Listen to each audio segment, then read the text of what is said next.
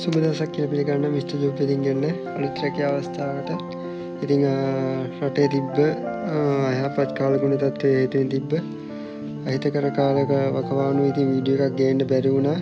ඉතින් සාමාන්‍ය තත්ත්වයට පත් වුණාට පස්සේ ඔන්න ආයෙත් වීඩියෝ එකක් අරන් එන්න බලාපොරොත්තු වෙනවා.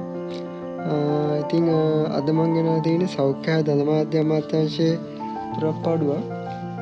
ඉතින් මේක සාමාන්‍ය පෙළ සමත් ඔබට අයදුම් කරන්න පුළුවන් ඉතාම වටින රැකියා අවස්ථාවක්. ඉතින් මේ වීඩියෝ එක ඔයාලගේ යාළුවන්ට ෂෙයා කරලා ඉතින් සාමාන්‍ය පෙළ සමත් අය ඉන්නවනම් ඔයාලගේ නංගිලා මල්ලිලා හෝ අයියලා අක්කලා ඉන්නවනම් එයාලට ෂෙයා කරලා අනිවාර්යයෙන්ම මේකට ඇප්ලයි කරන්න කියන්නේ. ඉතින් මේකේ රැකියා අභාරතු 1939ක් තියෙනවා. ඉතින් රැකියා අභාරතු 2000කට ආසන්න සංඛ්‍යාවකට මේ සෞඛ්‍ය අමාත්‍යාංශයේ මේ සැරේ ඉතින් අයදුම් පත්‍රයක් හැඳවලා තියෙනවා.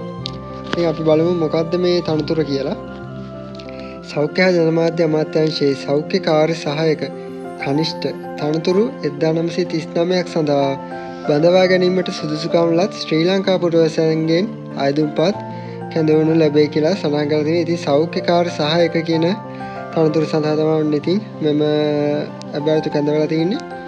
ඉතින් සේවා ගණයේ ලෙස ප්‍රාථමික ශිල්පීය නොවන සේවා ගණයට තමයි මෙම අභාරතු කැඳවලා තියෙන්නේ. ඒ වගේම වැටුප් පරිමාණය මූලික වැටුප රුපියල් 40000 අමතර දීමන සහ අනිකුත් සියල්ලගේම එකතුව රුපියල් 61880ක සම්පූර්ණ වැටුපක් හිමි වෙනවා කියලා දක්වලා තියෙනවා.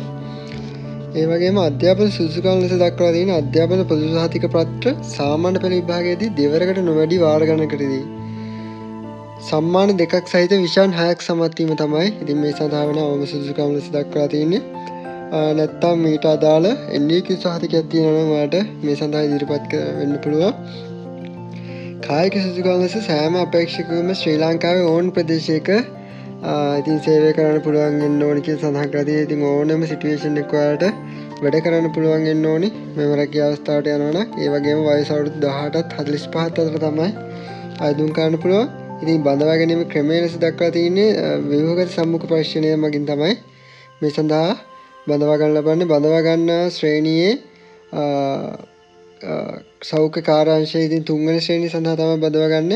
ඒකට ලකුණු ලබා දෙන ප්‍රධාන ශ්‍රේෂ්ඨ ලෙස දක්වලා තියෙන අතිරේක අධ්‍යාපන සුදුසුකම් සඳහා ලකුණු 40ක්ද පළපුරුද්ද සඳහා ලකුණු 55ක්ද සම්මුඛ පරීක්ෂණයේදී දක්වන කුසලතාවයට ලකුණු 5ක්ද එකතුව ලකුණු 100ක් ලෙස තමයි ඔයාලට ලකුණු ලබා දෙන්නේ.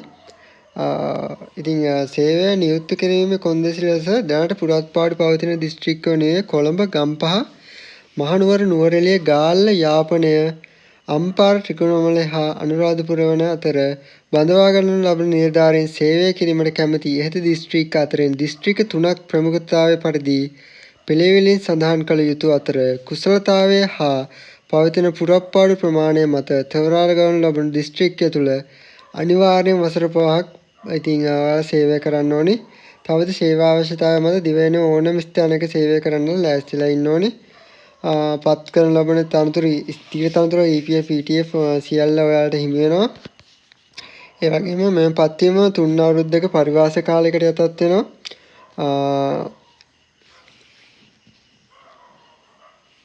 ඒ වගේම රාජ්‍ය පරිපාලන චක්‍රලේඛ අංක 18 2020 අනුව ඊට අනුශාංශිකව චක්‍රලේඛ අනුව තනතුරට බැඳි වසර 5ක් ඇතුළත නියමිත රාජ්‍ය භාෂා පිළිබඳව ප්‍රවීණතාව ලබා ගත යුතුයි කියලා සඳහන් වෙලා තියෙනවා.